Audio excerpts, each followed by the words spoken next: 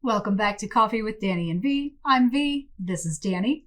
Today we want to talk to you about nutrition and poop. I'm very excited about this conversation. Yes, we are going to talk about all things nutrition and all things poop, and really diving into how to develop a better relationship with your nutrition through midlife, and the things to look for, some hints, some tips, some tricks, some things you may not have known about nutrition and what your body is doing, and definitely the food groups and things we're going to talk about that are the most healthy to get you through midlife, and to really think of it as a preventative measure for your health, your overall health and well-being. Right, because what we eat matters. Yes, right? Absolutely. So. And I think we hear it all the time, right? You know, turn into your morning talk show or whatever, and we always hear all of these like Dr. whatever saying you should eat well and exercise, eat right and exercise. But what is eating right really, especially for a woman this age? Yeah. We were talking a little bit earlier, and you were saying that it's really important to establish a healthy relationship with food. And as someone who's not had traditionally, like I grew up eating all the wrong things, right? And so it's been really learning from you that I've started to understand that what I eat matters. Yes. Because you talk to me on a regular basis about what I'm eating and why I should be eating it, or why I shouldn't be eating it, if we're being really honest, right? And that's gone a long way. So let's start, I guess, with how does someone who's had a really poor relationship with food think about food? So you should really think of food as a part of your whole wellness routine. You talked about, mentioned, kind of that on that line of like fad, whatever, and developing this relationship. And here's the biggest thing. You hear it all the time, doctors on shows, whatever. It is truly a lifestyle change. It is not a short-term fix. It is not a short-term thing. The diet that we hear about in your normal everyday life, whether it's keto, Atkins, whatever it is, you should really avoid thinking of it in those terms. You should think of it as a lifestyle change. And the biggest thing is consistency, honestly, for the rest of your life. And that is where you're going to see the biggest difference. Mm-hmm. So jumping into what is that and how do you do that and how do you take those baby steps? First, I think it's talking a little bit about what those foods are and understanding kind of your mental relationship with food. So, and that's again where that lifestyle change comes into play. This is not, I had a good breakfast and lunch and dinner sucked. As much as it's okay to have a cheat meal, or, in those terms, it's okay to, have that piece of cake every once in a while or whatever. Don't, because that's where you get yourself into trouble too. Mm-hmm.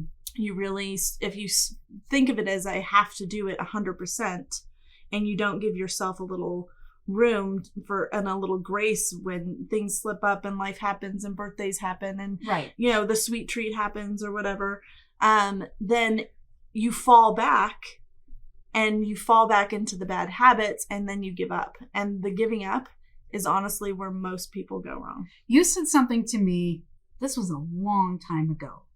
You said that if I didn't start tomorrow, right, it should always be, I'm making the best choice for myself in this moment with this food. Mm-hmm. So that it never becomes this thing that you push off until tomorrow or to Monday or to, after that vacation or after the holidays or whatever. You were like, just always eat the right thing that you should eat for your body's health right now. Yes. And that's a big one because, so a friend of mine, we had this long-standing joke about Monday, right? We were always going to get back on track on Monday. Yeah. Well, Monday would come and go, and that back on track would happen maybe for that day.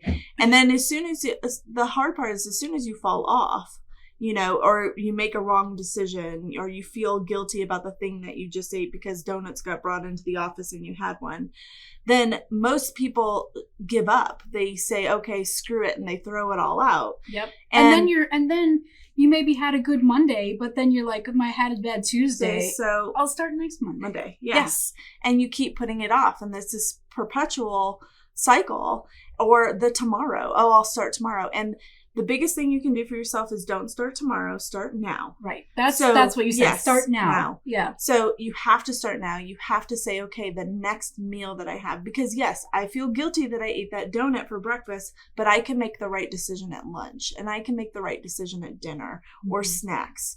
I don't have to totally throw the baby out with the bathwater and give up for the whole day and be like, screw it. And then, I'm going to start tomorrow, because you just perpetuate those bad habits. Also, you're giving into that constant making bad choices, and never getting onto that track of focusing on doing the right thing now.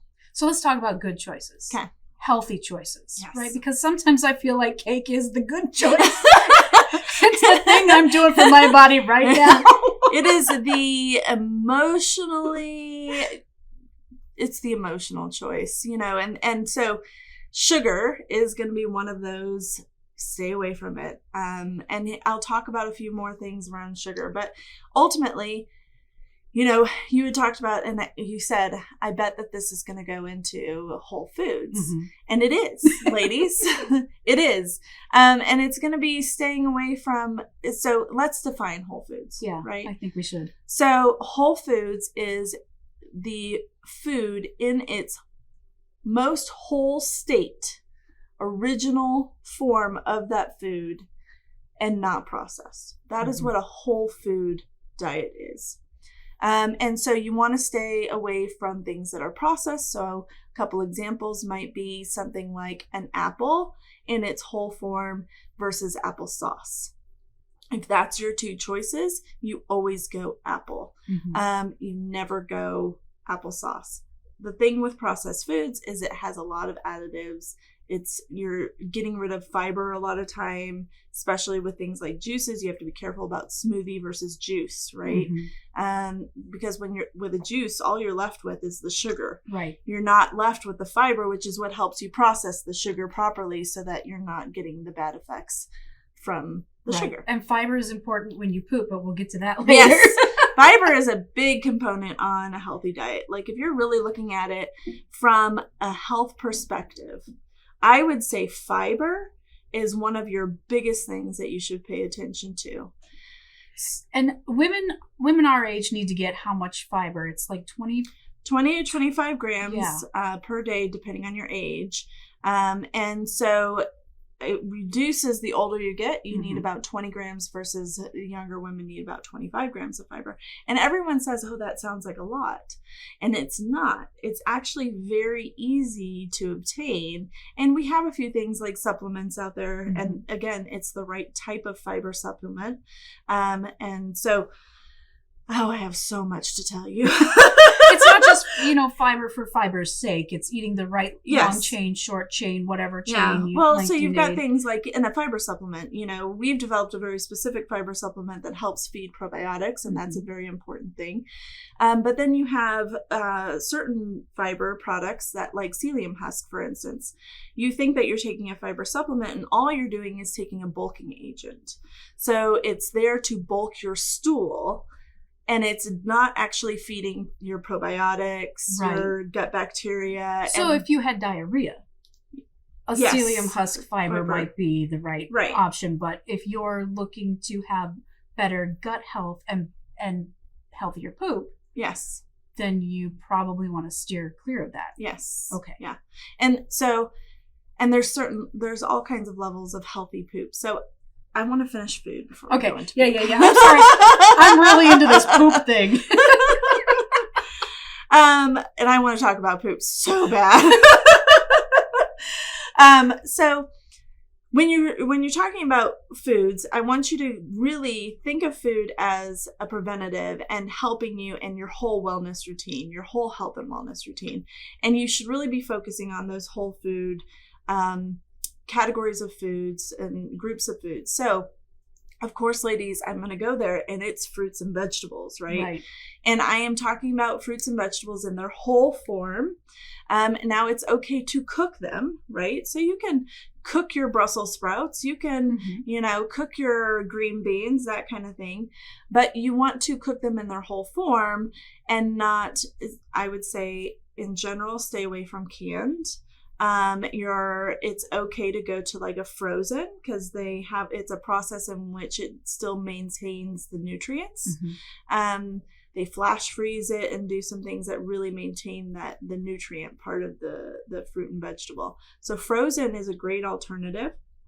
I would stay away from canned though. Your canned fruits are going to be doused in heavy syrups and sugar. Your canned vegetables have been way overcooked, that you actually have lost a lot of the nutrients in them. And my one exception to that is beans. So we'll go into that on the fiber discussion. Okay. But so you really want to be consuming as many fruits and vegetables throughout the day as you can. And do not be afraid of fructose or the sugar part of your fruits. If you're eating the whole fruit, skin and everything, except a banana.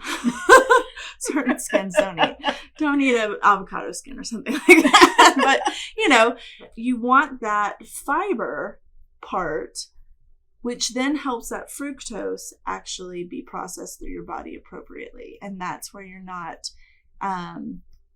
skyrocketing your glucose levels the way you have when you just eat processed sugars, like a table sugar or whatever like that. Right. So when you're talking about whole foods, plants or vegetables and fruits, I get that. What about things like breads? Okay. Carbs. Yeah. So you hear it all the time, and I hate it. The dietary talk is stay away from carbs, and it's so wrong from a lot of different standpoints. Now, let's go into, we'll talk about good carbs, bad carbs, and how to understand the differences, but then paying attention to your fiber. So you gain a lot of your fibers through grains, and that's what everybody thinks of. Now, caveat to that is you have a lot of fiber coming from your fruits, your vegetables, and your legumes. Legumes are a huge part of your fiber intake, and it should be a big focus on your fiber intake. Now, I understand there's some people that, they just can't eat certain types of beans. They make them too gassy. There's also ways, for preparing dried beans versus other types of beans to help reduce gassiness.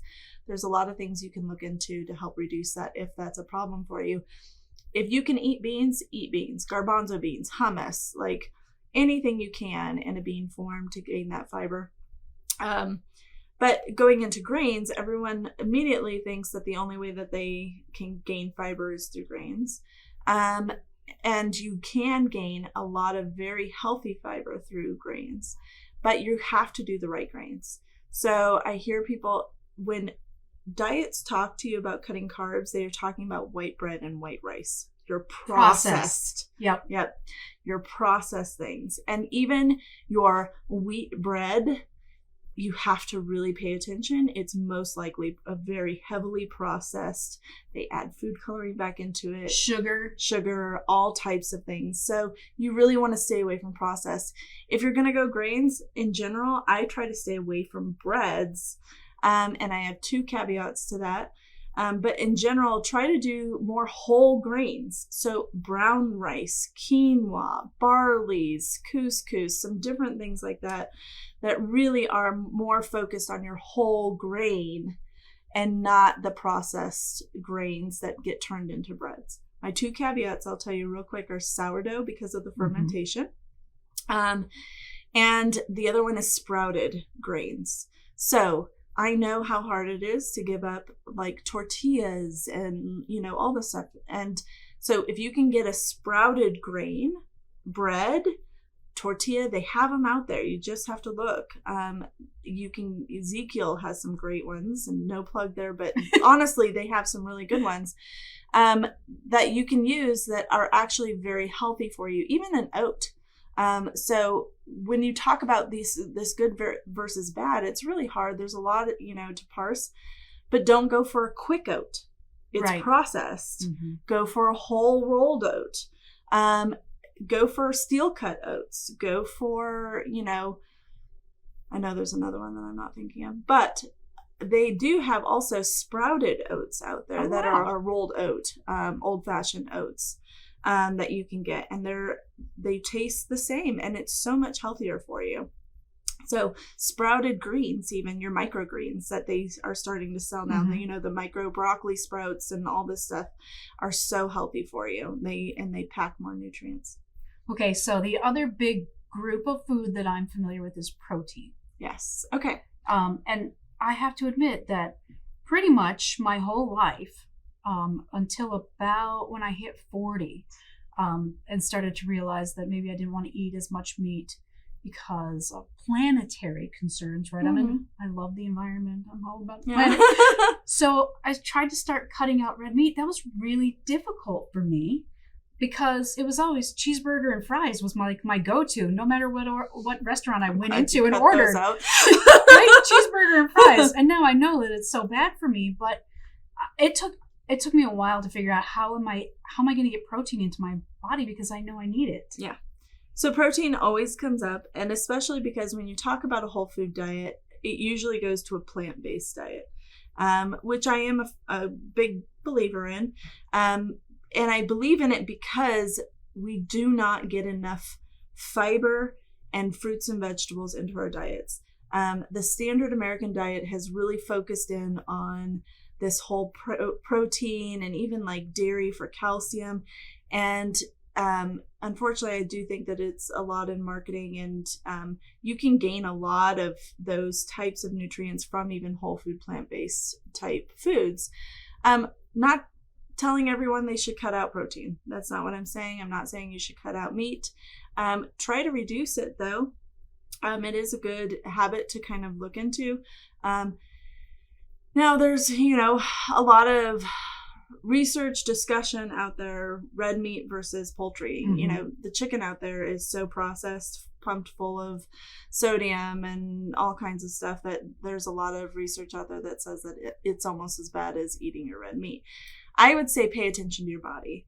Really pay attention to how you feel when you eat those things. See if you can, reduce those types of things in your diet. And how that makes you feel. I know when I cut out red meat, and I probably only have it about once a week, I do still eat meat, I feel lethargic when I eat it. I really have noticed that I feel just like I want to go to sleep. And so my tastes have changed over the years, and I actually don't crave meat anymore. So I actually don't eat a ton of meat. And I know men are different. They're very carnivore. They're carnivores. That's probably the big impossible battle in my house is my husband has grown to love meat, but over the years he's realized what it's been doing to him, cholesterol levels, all this stuff. There's also a big, understanding heart health is a whole other conversation, but really understanding how you're affecting your arteries. There's a lot of, so your endothelial cells on your arteries is really what you have to protect.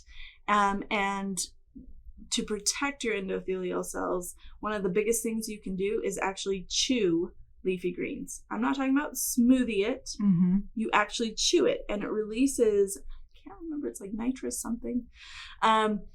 But that release actually helps repair your endothelial cells, which then allows, if your endothelial cells are healthy, then it doesn't allow plaque to build up in the first place. Right. So there's, you can go down all kinds of wormholes and rabbit holes with nutrition, but. So if you're looking for proteins and you want to cut out red meat or even chicken, how should you go about that? I would say quinoa is a great one that people don't realize. You have nuts. Nuts are very healthy for you. I'm not saying your entire diet should be nuts, because you also have. They're pretty calorically dense. They're calorically dense. They're, they have what you call the healthy fats, right? And even those you want to eat again in raw state as unprocessed as you can. So the roasted, salted, Right. Those are the ones really you want to go to a raw nut. And they all have different health properties. And so one of the big things that you've probably heard me say is eating the rainbow. Yep. And eating a variety. Again, it goes to all things, even nuts. So Brazil nuts, you get a certain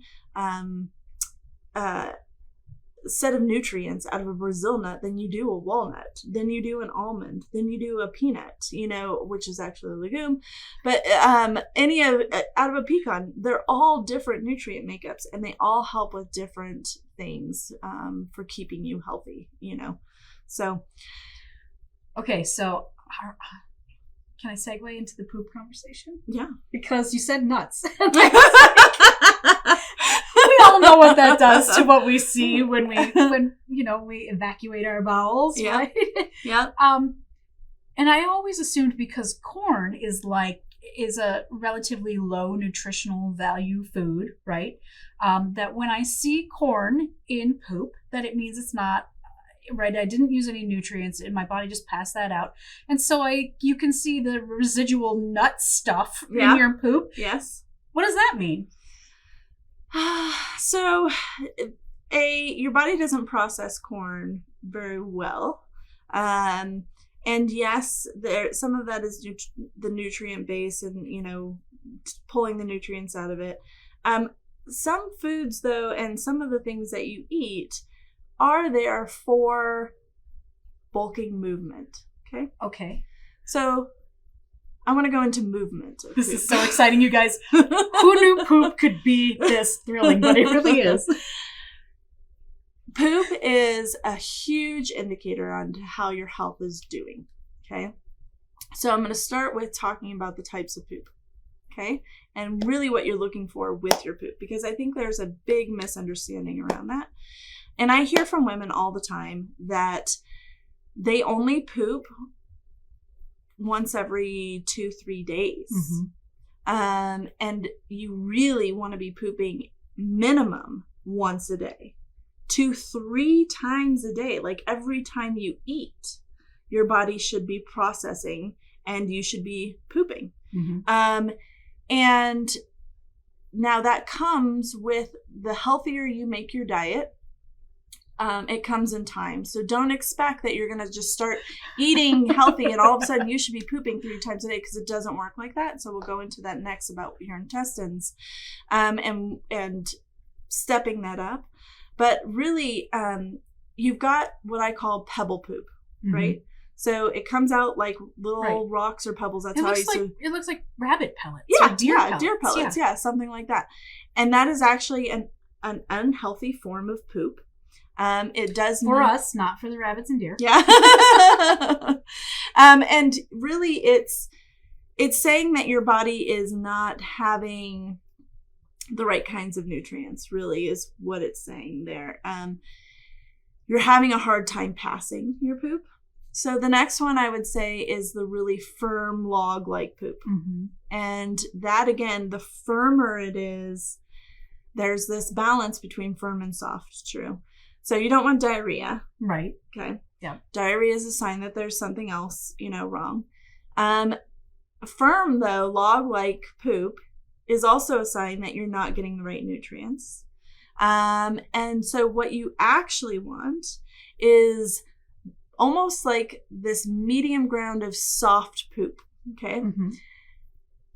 Weird little... You want it to have almost like a ridge on it. It's soft because what you're saying is it's soft enough to move through the colon, and you've gotten the right amount of nutrients in general, especially fiber, mm-hmm. to help you process that.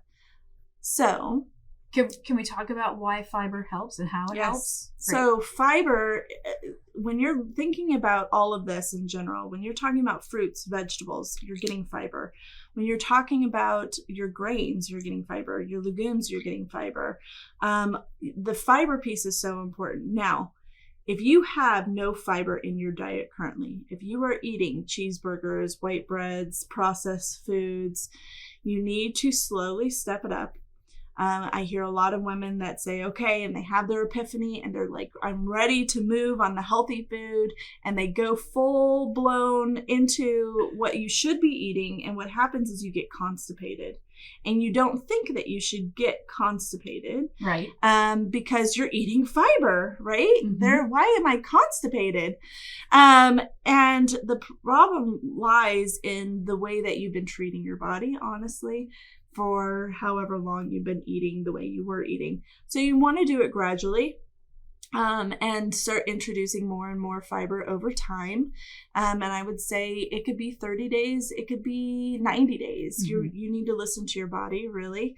If you're finding that you're constipated, reduce it a little bit to help you pass. Also, water helps big. Mm-hmm. It's a big piece on helping you lubricate and everything and get your poop out.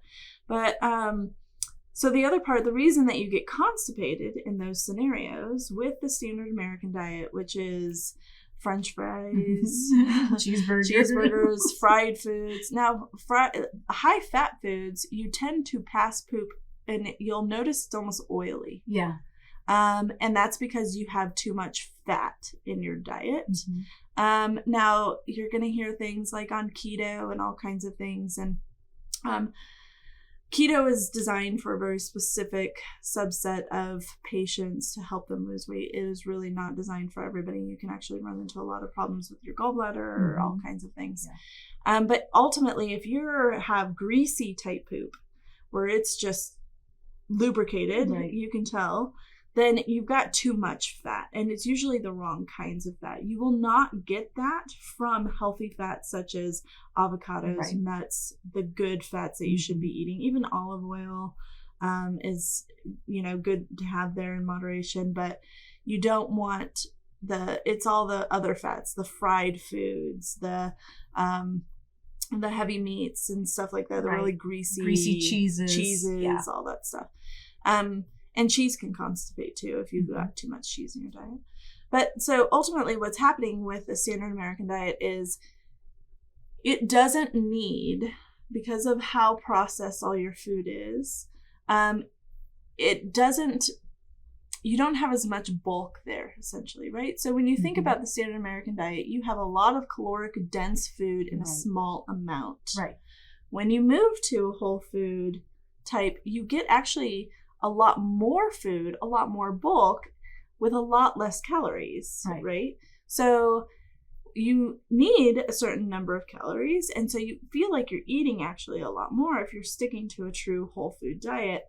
And so all of that is passing, but what your colon or what your intestines need is basically muscles to pass all of that mass amount of food that's now being produced, and fiber helps get that.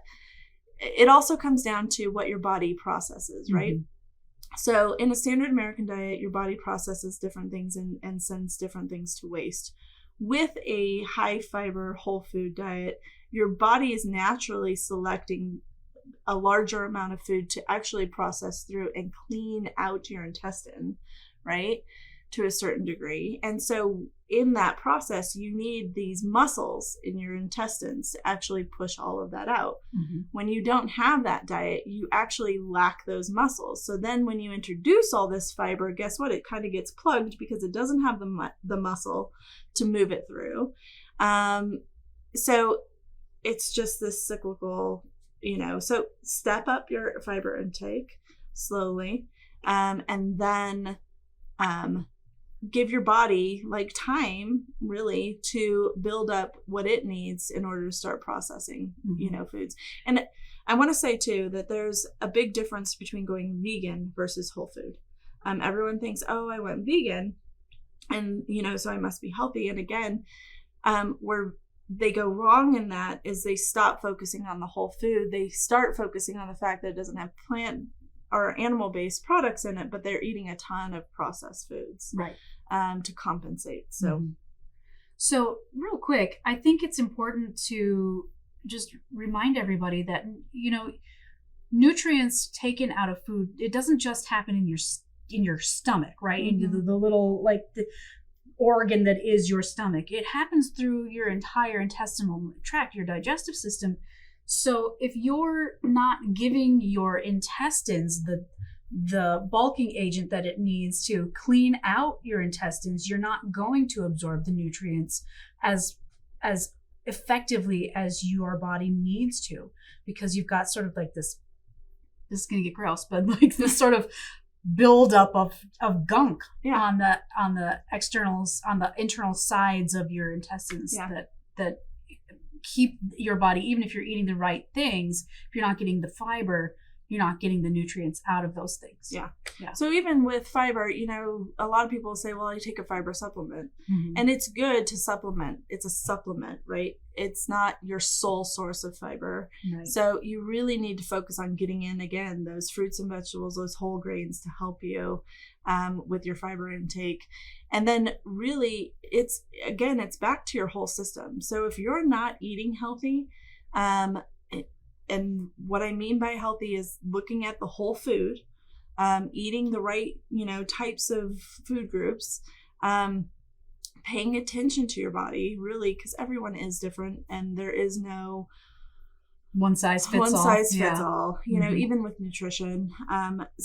But really, you can affect things like from your gallbladder to your liver, to your intestines, to your stomach. There's so much that you can, to your colon, that you can affect with food and the way that you eat. There's also this insulin resistance. There's a big thing out there now about insulin resistance, and it goes into like fasting and all these different pieces. And so insulin resistance is a real thing. Right. It's because of how the standard American diet is, and all of these processed foods, these white breads, these white carbs, the sugars, sugar is in everything. If you pay attention to sugar, it's in everything. Yeah. And read labels. People really read your labels and try to understand the foods that you're eating. So all of that spikes your glucose. Mm-hmm. Insulin is that binder that takes glucose and turns it into energy. So when you see kids, we always talk about, oh, you gave the kid sugar, right? Because he's going crazy. Well, yeah, because he has a spike of energy because you fed him a ton of glucose, and he's taken the insulin is that it binds to the glucose and then turns it into the energy. So that's what you're doing there. What happens when you maintain that high glucose input constantly throughout your life from a standard American diet is you're overworking your insulin production, and therefore it just peters out at some point. And so what happens is now you have all this extra glucose that it can't make enough insulin to process it into energy. So you have all this extra that basically goes to fat on your body and turns into fat. So that's what happens with, and so we don't think of it that way. We don't think of the fact that we're overworking our bodies and that's what's causing us fat. It's not that you're eating fat and that's causing fat. It's the things that you're eating and the way that your body is processing it. The bodies are an amazing thing. When you look at it finally from a scientific perspective and all the things that it takes to process that one apple that you eat, it's a lot. And if you eat the wrong things, if you just kind of give up, then your body really suffers internally, and it leads down to a lot of health problems later on in life, And so when you think of food as a preventative, you really can think of it as a preventative measure to help you stay clear of a lot of different health ailments. So I think some of the key takeaways are listen to your body, monitor your poop, which is my favorite key takeaway. Yes, pay attention to your poop. And if you're not quite sure about what your dietary needs are, you should absolutely talk with a dietitian or your doctor to get you pointed in the right direction, because there's a lot of information and it can be really overwhelming. And like Danielle said, it really is about customizing what you need for your body. There is no one size fits all solution, but there are great ways to start. And thank you for sharing them. I think I'm going to give one more place to start. And I know I've mentioned this book before, but if you are actually interested in preventative in the side of health ailments and the way food can help with that, There's a great book by Michael Greger called How Not to Die. And again, no affiliation. I just absolutely love this book. It's very eye-opening. If you're ready for it, if you are in that mindset that you're ready to know, what you're eating, how it can help your body, what the bad things are, that you're eating are doing to your body, and paying attention to that and you're ready for that whole health wellness perspective, check out that book. You heard it here first. We'll see you next time, everybody. Bye-bye.